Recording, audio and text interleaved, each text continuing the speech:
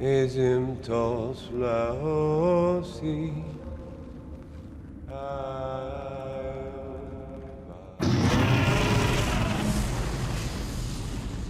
Beautiful singing voice. Jason, what kind of music do you think dragons like the most?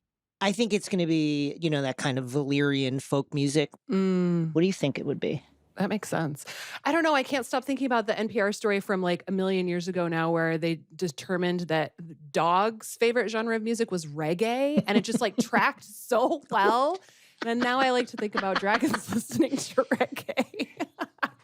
I'm hopeful that one day that we can introduce the dragons to reggae.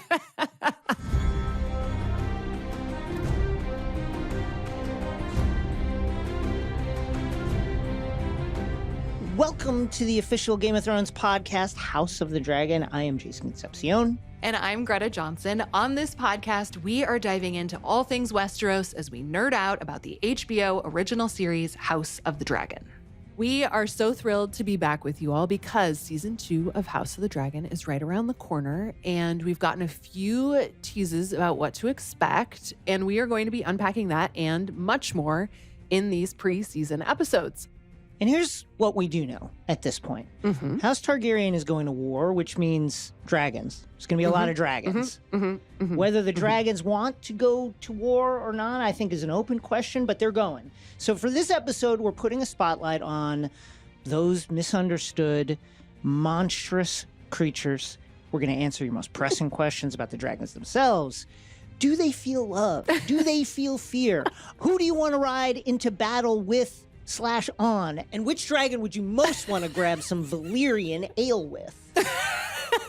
And that's a question Greta and I will be asking each other in the long-awaited and upcoming 129 to 130 AC House of the Dragon Dragon Fantasy Draft coming at the end of this episode. Don't miss it.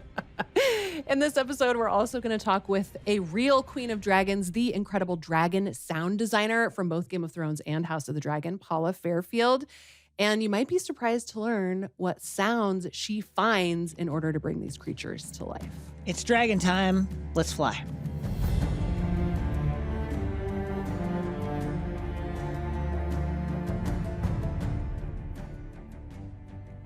Okay, so let's talk about these dragons. Perhaps the most important, but also the most enigmatic characters on especially House of the Dragon, but of course Game of Thrones also. Yeah. Jason, what do you think about them? I am always reminded of the tweet that Joanna Robinson, the entertainment journalist, wrote asking whether dragons are like dogs or cats. Well, gosh, they've been equated to weapons of mass destruction. I think that's somewhat apt. Right, there's that. They've been equated, as Joanna posted, to pets of some sort, and they're kind of that. And they're kind of like all of that, but neither. I think the thing that I'm always thinking about with the dragons for House Targaryen is they're not just like companions. They're also like very, very important symbols of their authority. And then there are also these just terrific weapons with their own agency, as we saw at the end of last season when poor Arax got chomped down on by Vhagar in a attack that really Aemon didn't want to happen. So they're all of those things. And we're going to see them in action, and it's going to be a very risky thing, I think, for House Targaryen. How do you think about them?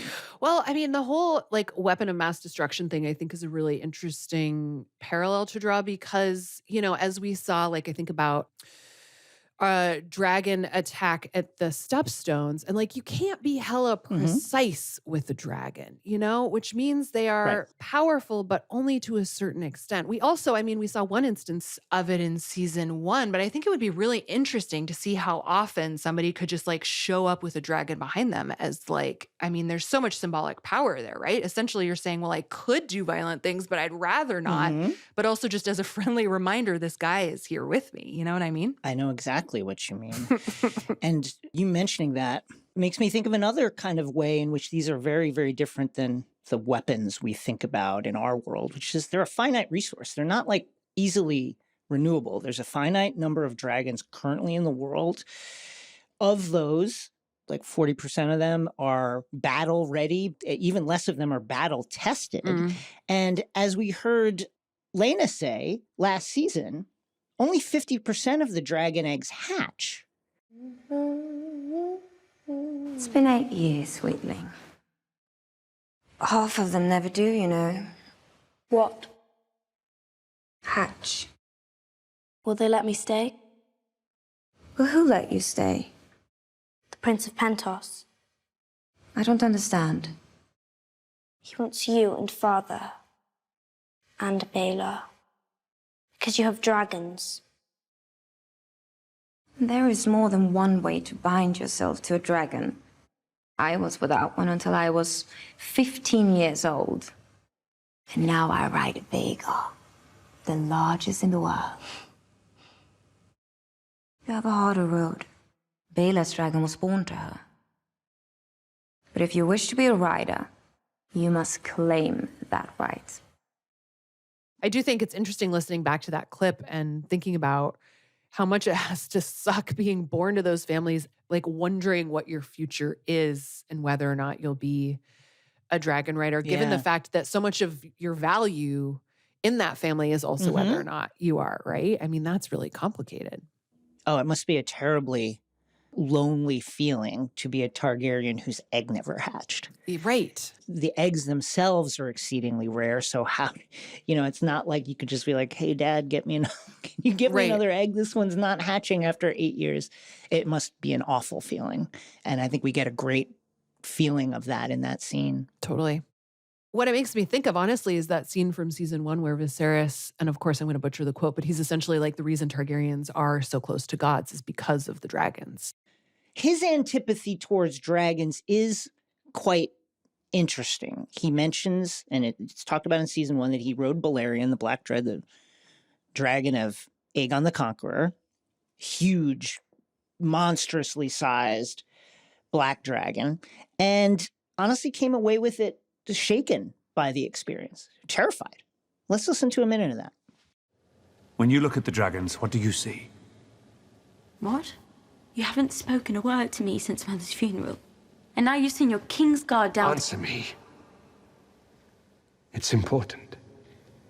What do you see? I suppose I see us. Tell me. Everyone says Targaryens are closer to gods than to men. But they say that because of our dragons. Without them, we're just like everyone else. The idea that we control the dragons is an illusion. They're a power man should never have trifled with. One that brought Valyria its doom. If we don't mind our own histories, it will do the same to us. Targaryen must understand this to be king. Or queen. Oh, queen. Man, Viserys, such a prudent ruler. I have a feeling I'm really going to miss him moving forward. Yeah, a very, very fascinating guy.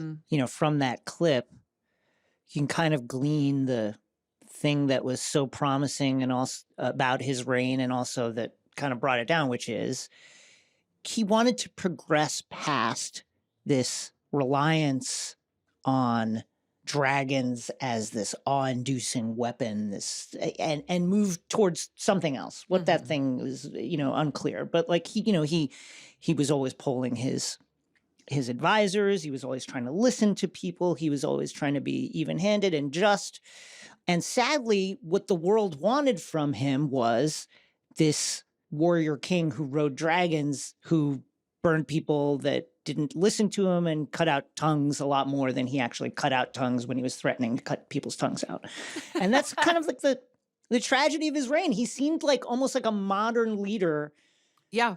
Trapped in this medieval realm in which dragons are the source of his family's power. So, Jason, I think it's pretty fair to assume that we're going to see battles involving dragons in this coming season. What do you think those fights are going to look like? I mean, it kind of seems to me like once dragons are involved, nobody's winning. Sure. Well, I think the important thing that we need to think about coming up to this season is, how do you beat a dragon? Like, how is it done? As we were talking about, like, they are awe-inspiring creatures, but also like have very particular weaknesses. I mean, listen, we saw it last season. Cragus Drahar, Craig, as I like to call him, Craig the Crab Feeder. I think he kind of set the blueprint for how you do it, which is the 2Ds. You dig in and you disperse. You hide out in caves. You hide in the caves and you don't get caught outside in a mass formation where the dragons can just come down out of the sky and burn you up. Right. If there are dragons around, just don't fight. Just wait. Yeah. Wait it out. Yeah. Because you can do a lot by just waiting. And I think that's going to be the important thing is, can you just hold out without giving the dragons the pitched battle that they want? Because what they want to do is just come down and burn a bunch of soldiers out in the open. If you don't give them that, you can win. You can really win against them. Waiting it out doesn't necessarily imply the most exciting television, but if anybody can do it, it's these guys. So I'm so curious to see how it goes. Craig the Crab Feeder, he had a very ragtag force of pirates, and they had Daemon tied up down there for years. They had 2 dragons in the field, and they couldn't do it. So that's the blueprint. That's how you want to do it. So, Jason, you mentioned that in general, people try to avoid just like straight dragon on dragon warfare, except for in the case when there is very clearly a much larger dragon and a much smaller dragon, which is something we saw at the end of season 1, of course. We've kind of alluded to it a couple times now. The very sad confrontation between Aemond One-Eye and Vhagar, that huge hoary old dragon Vhagar who participated in the conquest of Westeros all those many years ago, and Luke Valerion's Arax, who just had no chance. There was no... There was a little guy.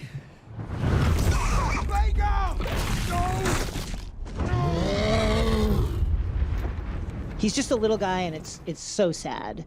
And Arax was flapping for his life to get out of there. Luke was smart in the way that he rode Arax down into these kind of like canyons to kind of try and avoid Vhagar. And then, of course, quite fascinating in how it ended, because I think it's clear that Aemond, that's not what Aemond wanted. And that is, to me, the most terrifying part of this is when these battles finally kick off and we see dragons fighting, it's going to be a thing that's beyond anybody's control, beyond anyone's control. Yep. I think that scene really exemplified that. I mean, the fact that Vhagar does seem to be out of control, that Aemond is so clearly shocked by what happened, is not a great sign. No. Really not a good sign. Jason, let's spend a couple of minutes looking at like the state of the dragon, what side each of these dragon warriors are on, Team Black or Team Green. We actually got like a pretty good little rundown of that from Daemon towards the end of season 1. Let's listen to that and then we'll dig into it. Pray forgive my bluntness, Your Grace, but talk of men is moot. Your cause owns a power that has not been seen in this world since the days of old Valyria. Dragons. The Greens have dragons. They have 3 adults, by my count. We have Syrax, Caraxes, and Melis. Your sons have Virmax, Arax, and Tyraxes. Baela has Moondancer. Daemon, none of our dragons have been to war. There are also unclaimed dragons. Seasmoke still resides on Driftmark. Vermithor and Silverwing dwell on the Dragon Mount. Still riderless. Then there are the 3 wild dragons, all of whom nest here. And who is to ride them? Dragonstone has 13 to their 4. I also have a score of eggs incubating in the Dragon Mount. Now, we need a place to gather. 13-4 sounds deeply imbalanced, but I mean, you think about those 4 on Team Green and like, that's different. You know, as we saw at the end of last season, as we've kind of been talking about, it's all about, you know, this is a very simple game with the dragons. Who's the biggest? And they have the biggest. Right. Which is a big deal, a huge deal. Vhagar is massive. She has been through many, many battles. She is a little bit slower in her old age, but when roused is clearly a fearsome creature and frankly can take out a bunch of Team Black's dragons with just a single bite. So we have to kind of balance those things. And though, I mean, Daemon is right to point out that they have a lot of dragon eggs on Dragonstone. But folks, it's going to be years till those are ready. Years. Right. So I think that while Team Black on paper It looks good. Yeah. It's not quite the advantage that you would think. Well, also to Rhaenyra's point about the dragons not being battle tested. Right. And very, very few of them are.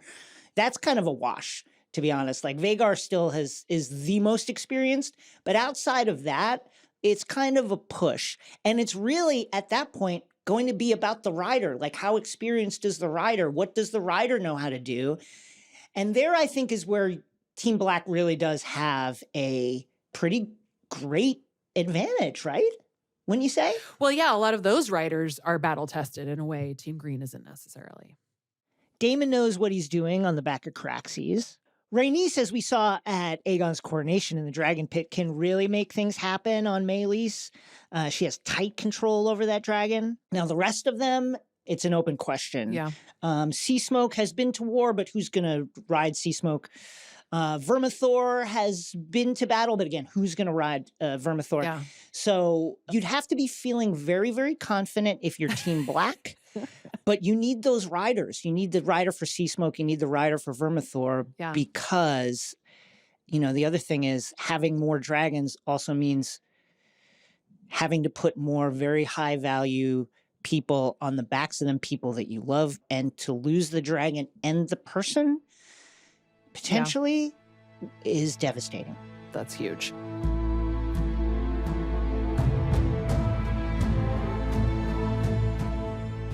All this dragon talk wouldn't be complete without talking to one of the people responsible for bringing these beautiful, cuddly, gorgeous beasts to life. We're so lucky to be joined by dragon sound designer extraordinaire Paula Fairfield.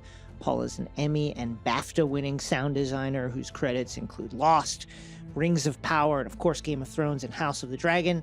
And we are very lucky to be joined by Paula, who is coming to us from her studio where she is busy making the dragon roars extra rich and vibrant for us ahead of season 2. Thanks so much for joining us in this busy time, Paula. Hey, my pleasure. Paula, I read that you were told to create Caraxes' roar as if he was a failed white boy rapper. How do you take that direction and do something with it? The direction actually was that Caraxes was deformed. He was the dragon nobody loved, and he had a deviated septum. And so I kind of added the white boy who wanted to be a rapper for the swagger that is Daemon's in a way, but it's like misplaced in the sort of dragondom. So these dragons, I mean, what's interesting about this show is that the most fantastical thing about it is that the dragons are normalized, which is kind of an interesting thing, right? There's 17 of them. The ones that have riders are limbic in the sense that they're a projection of their riders' emotional states and personality and stuff. And so, you know, we had a good chuckle over that one, but it really was about coming up with something really unique for that dragon. He's got a lot of presence in the show, as does his rider, as does Daemon, you know. I mean, he's irritating, he's loud, he burps a lot.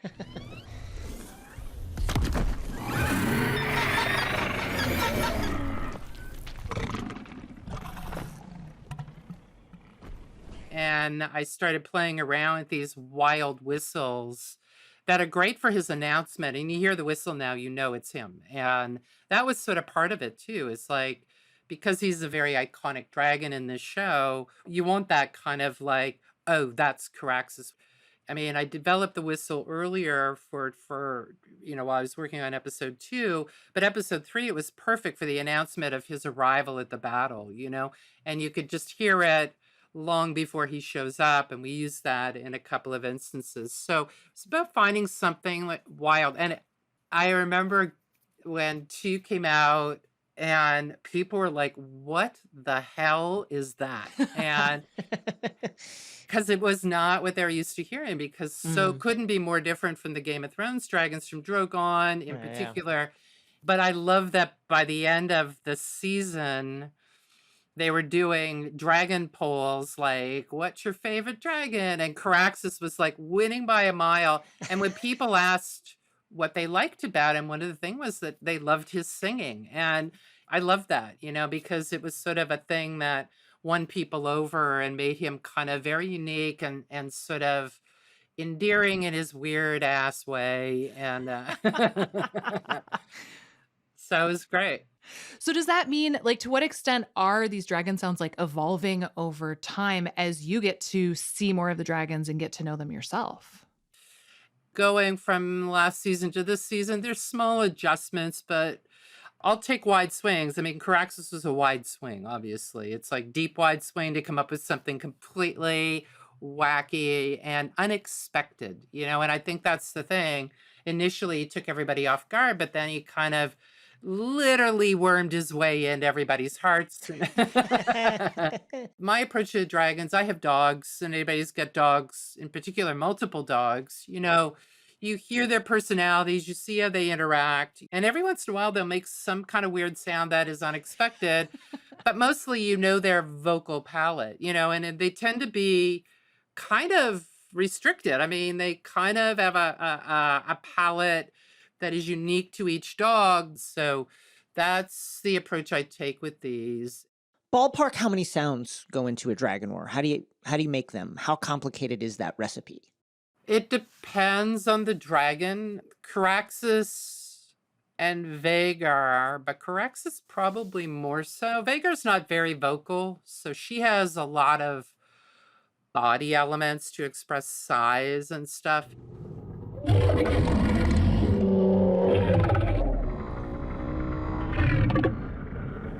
She's an old girl with IBS and no fucks to give. That's her. Je suis Vhagar right here. Yeah. Whoa, see. Yeah. So, yeah, I would say probably Caraxes right now is the most complex because he's got the squeals, he's got the burping and gross shit with his mouth, he's got the crazy stuff, he's got some low end stuff too for intimidation. So Caraxes has 4 levels of voice, and each level can have up to 10 layers maybe. Wow. In like episode 2, you feel the spit on your face and smell that skanky breath. And he, the closer they are, the more detail you need to really, because you want to feel that spit on your face. Yeah. I do. Yeah. I mean, maybe I'm weird, but I do. Smell his nasty teeth. I mean, all that. I like viscerality. I like to kind of feel it, like almost like you can touch it, and so there's layers of stuff to add to that. And then there's all the body stuff going on, because all the way the body is, and then the way the whole body and being interact with the environment around it. So there's many layers to all that stuff. So, I mean, it's thrilling to feel these dragons and feel like you're up close to them. And, that's literally my job. And I mean, so whatever it takes. And I love it. I mean, I just sit in here all day with these stinky dragons. So I think you're winning, Paula. It's pretty awesome. I'm winning. When you talk about the different elements, can you tell us about what some of them are? I imagine a lot of them are digital, but are you also using, you just shook your head. Are none of them digital? I don't use any synthesis at all. That's wild. I use a lot of processing, but no synthesis. So, because the idea is that you want to feel the realness, and so everything I use is organic based and generally vocal in some way. And I don't generally use human voices though, because I've tried in the past on various pieces to use vocal actors, and that works to a point depending on what the thing is. But here's my thing about it is that I'm shaping kind of a performance, essentially, right? I mean, you're shaping a performance and you want to believe the nuance of emotion and all that kind of stuff in it. And for me, anyway, it's like I can hear a vocal actor doing a creature and recognize it as such and not quite believe the emotion involved, whereas I prefer to use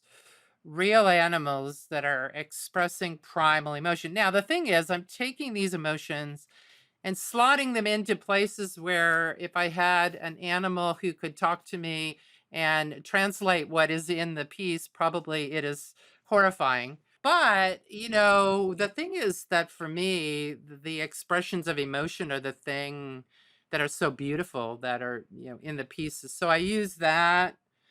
I use also sometimes baby sounds because babies Wow. are primal. Sure. Yeah. There's actually baby sounds in Vagar, Wow. which was fun for me to try to see if I could do it. And then they were so startling in some places. I'm like, oh, yeah, yeah.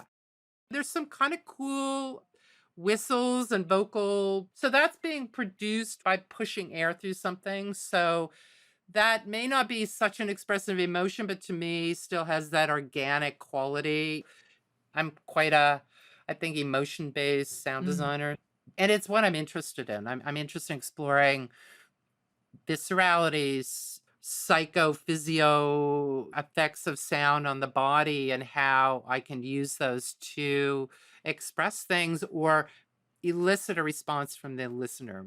It then involves the viewer in the storytelling in that way, right? Because you're feeling something and I'm trying to draw the viewer in by feeling something in that moment. And it makes it more meaningful. And for me, I want my fantasy to be fully immersive and pull me into a completely different world where I'm feeling some feels in another place where I can process maybe my day, which has gone to shit or whatever. Right? I don't know.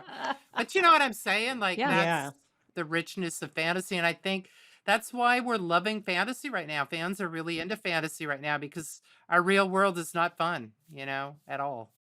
Do you ever go out into the field? Like, did you do that for House of the Dragon? You're like, you know what? I need something that I just don't have right now. And then go out and record something? Is that like you go to the zoo or something?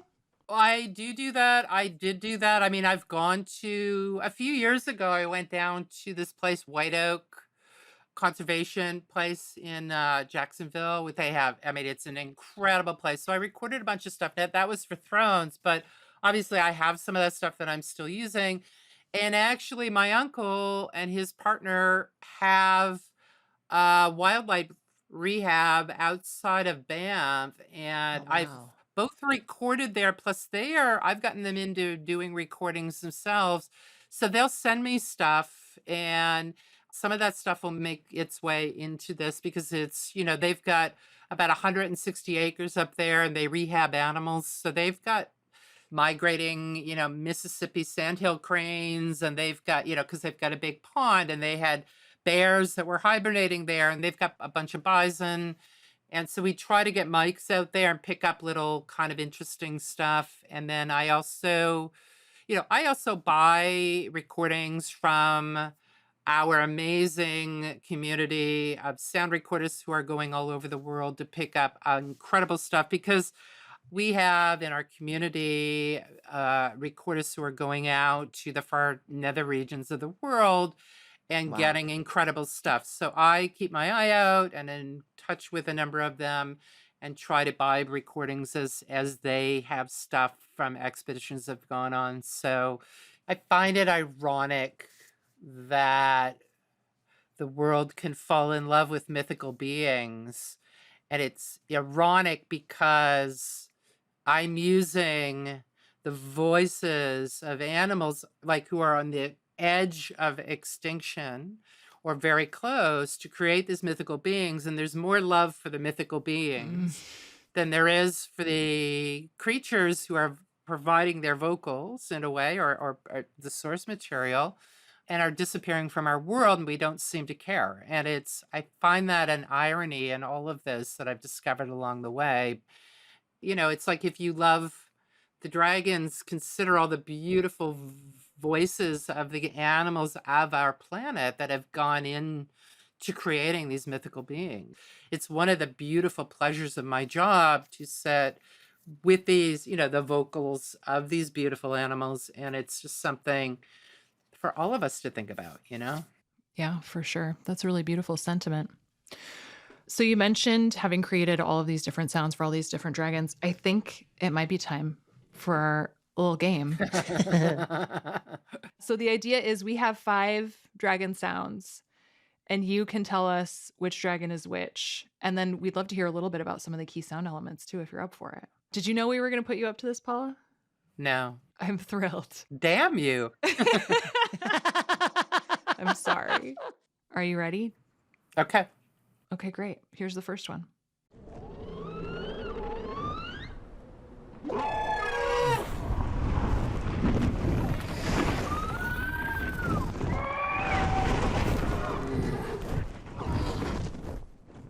Oh, Caraxes. Jeez. Our boy, our best boy. That's spelled O-I. So he's our deviated septum boy. Mhm. He's got lots and lots of stuff. He's got dolphins, whales, Wow. seals. I think he's got some bison in there. He's got, I think, some walrus. He's got lots of things. He's good. And he has lots of issues too, but that's this show is not long enough for that. So How do you do the wings? What is the wings sound? yeah, lots of cloth moves. There's a kind of some rope stuff, some leather stuff in there. It depends on what we see, and I try to kind of give articulation, if there's little flutters, whatever, try to pull all that out. It just kind of adds to the viscerality of it and makes it kind of feel real. So lots of layers to that stuff because you've got to express size and then all the kind of delicate elements too. That's so wild. Well, should we listen to another one? Okay.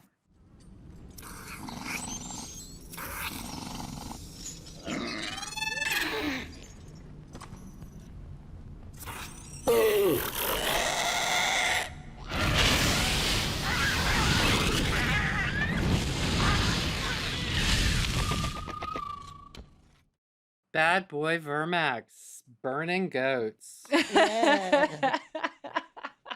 He's a spitty little guy. I loved making him. He was so much fun, honestly. He's got some bird stuff. I was going to ask if there was bird stuff in there. Yeah, there's some kind of, I think some like little vulture things. I think some like badger spits and different things like that, That's so cool. to make him angry. What about the eating sounds, that kind of mastication sounds? How do you create that? If I told you that, I'd have to kill you. Well, Paula, it's been such a pleasure to have you today. There's dog stuff, there's goose stuff like that. Oh my gosh, that's so funny. Well, I think we have a couple more sounds. Should we do them? Are you up for it? Sure.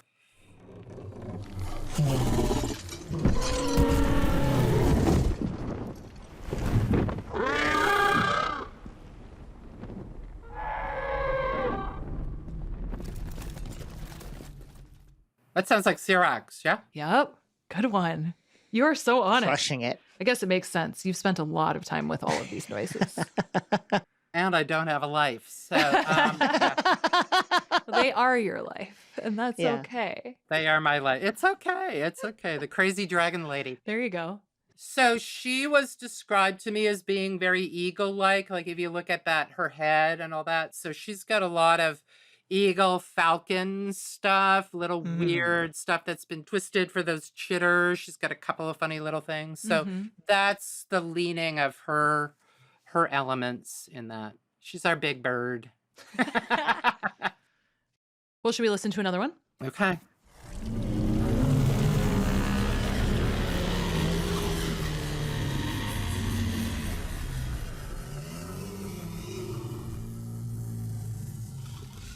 She mad.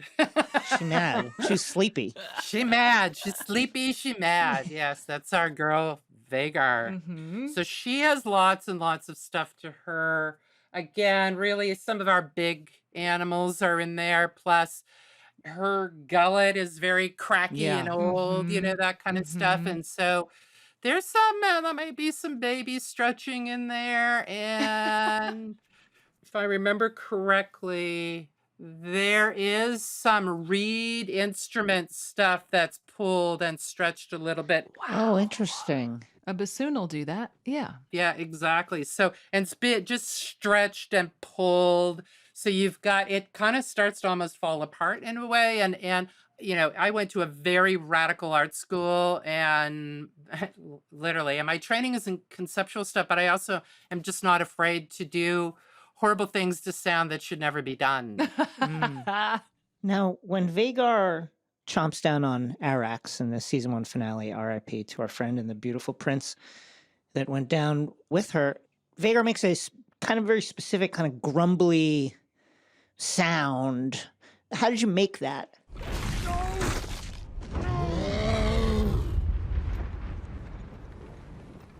It's like a satisfied munch.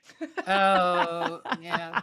Well, I was eating a BLT. No. That was trying to get that kind of crack happening, crack munch. So there are some, an animal kind of, but added to that are other elements with the bone and the flesh and squishes and stuff. And it really, I mean, those little tiny moments are crafted all the way through. I mean, that's where you get those kind of little details where you're pulling a little blood squirt from here and a little moan from there and a little bone crack and trying to get those elements. Because the other thing, we've got a lot going on. We've got music, we've got flying, we've got screen, you know, all that stuff. So to try to get that stuff in there that is just specific to that moment so it reads is tricky and takes a lot of sculpting. So there were a lot of different elements that have gone through there, but they're definitely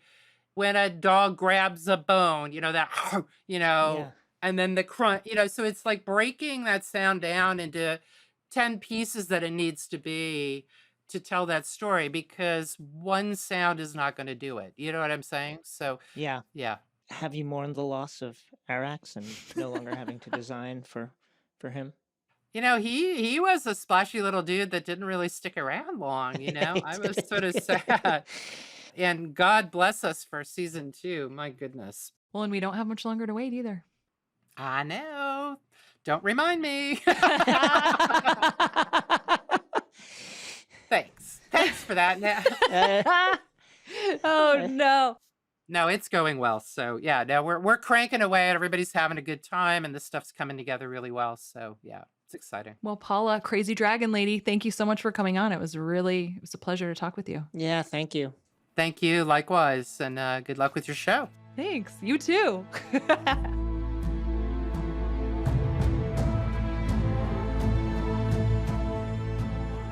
So, Jason, partly why we are spending so much time talking about these dragons, obviously, we are curious to see what happens in season 2, but also we are going to do a fantasy draft where we pick our own dragon teams.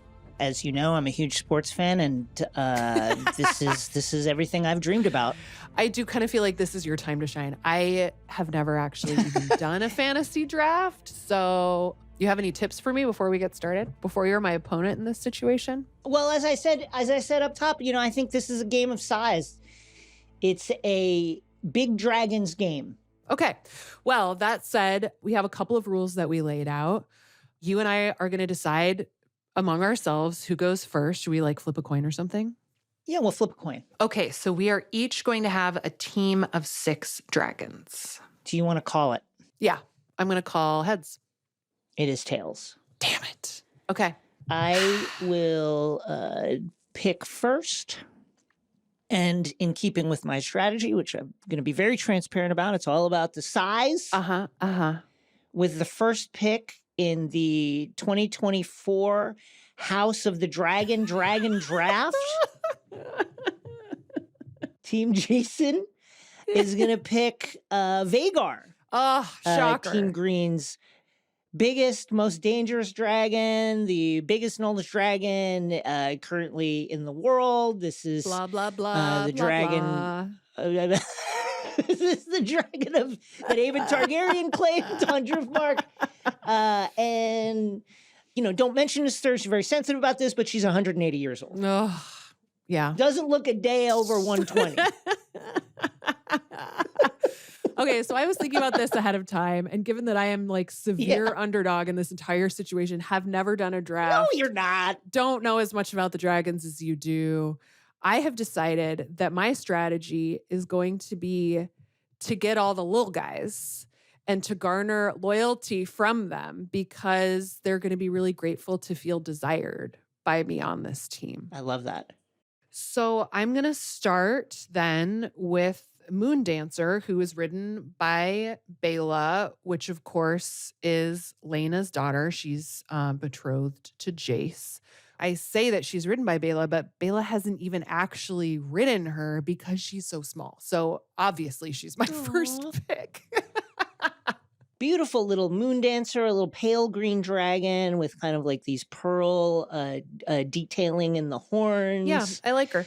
I think it's a great strategy that you have. Thank you, and honestly, one that Team Black should think about swarm tactics. What if you got 3 or 4 of the little dragons to just kind of swarm the big dragon and just, one could kind of act as the one to kind of like annoy it and then the other ones attack from the sides. I think it's a great idea and it's one they should think about. They should think about it. I appreciate that. I think that's very gracious of you. With my second pick, I'm going to pick Caraxes. Daemon's Caraxes. Daemon is an experienced warrior. We've seen Caraxes doing his thing. Although, again, Craig the Crab Feeder did manage to stymie Daemon and Caraxes for a number of years. That's okay. I'm picking Daemon Caraxes, and I think they know what they're doing. I'm going to keep with my trajectory and choose Vermax next, who, of course, is Jace's dragon. He is also a little guy, green scales, red spine. We saw Jace riding him in the season 1 finale. He's probably 12-ish. And he just seems like a nice dragon. That's so wonderful. That's so nice. I'm just trying to bring some good vibes, Yeah, good vibes. I mean, honestly, there's not enough good vibes in this world. Let's go with the vibes. I am going to, with my third pick, I'm going to go with Melis, Rhaenys, the queen that never was, his dragon. I love those two. Yes. Rhaenys, I think maybe my favorite character in season 1. A badass. Just a badass and in a very tough position. And I think made the most of it, came through for her side when her side needed her, had to play a very subtle game, was having a lot of marital issues, was separated from her husband for a number of years. And listen, can really ride that dragon. Yeah, she really came through for Team Black there, for sure. Okay, my next pick is going to be Tyraxes, who we have not seen in season 1, but this is Joffrey Velarion's dragon, and he is even smaller than Vermax. So we've each chosen 3 now. With my next pick, I will pick Sea Smoke. That's a good one. Sea Smoke is Laenor's old dragon. We saw Sea Smoke and Laenor in action over the Stepstones. Currently riderless, as Laenor is, air quotes, dead. So looking for a rider for that one. But this is just all about the name. I love the name Sea Smoke. What a beautiful name. It is a good name. And a real melding of the Valerian and Targaryen house lineages, the majesty of the open oceans and the waves, and then the kind of fire of the Targaryen side. I love the name of that dragon, and it's beautiful. Sea Smoke. Kind of sounds like it could be like a vape flavor. You know what I mean?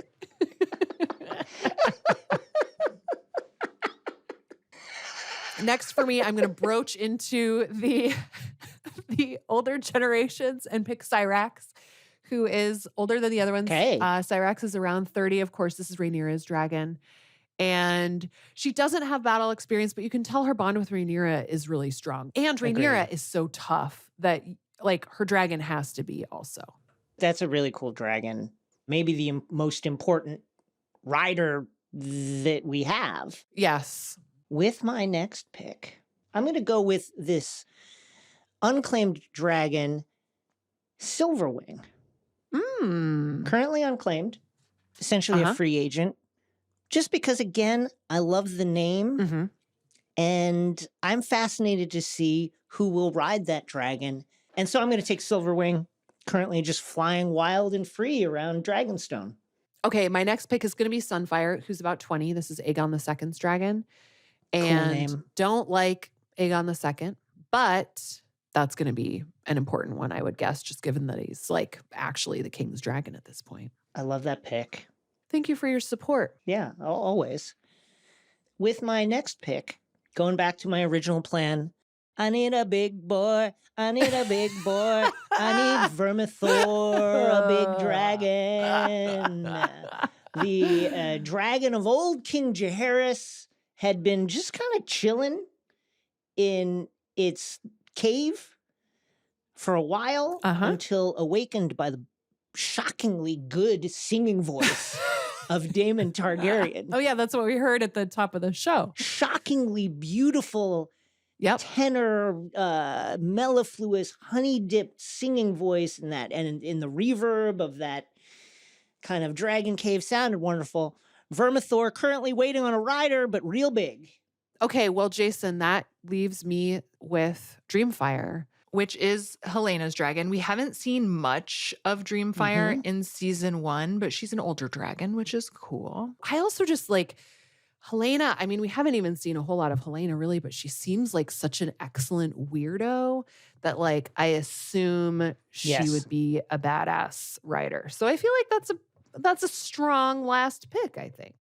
Well, this has been a lot of fun. And I'll tell you one thing that I want for both of us. Okay. Is for nothing to happen to our dragons. Oh, I like that a lot. Yes. That would be wonderful. That's all. I feel like it won't happen. Sadly. No, I don't think that's the show we've signed up to watch, Jason, but I think we'll still have a good time of it either way. So we will keep track of this throughout the season to see who's in air quotes winning. Can't wait to see what happens.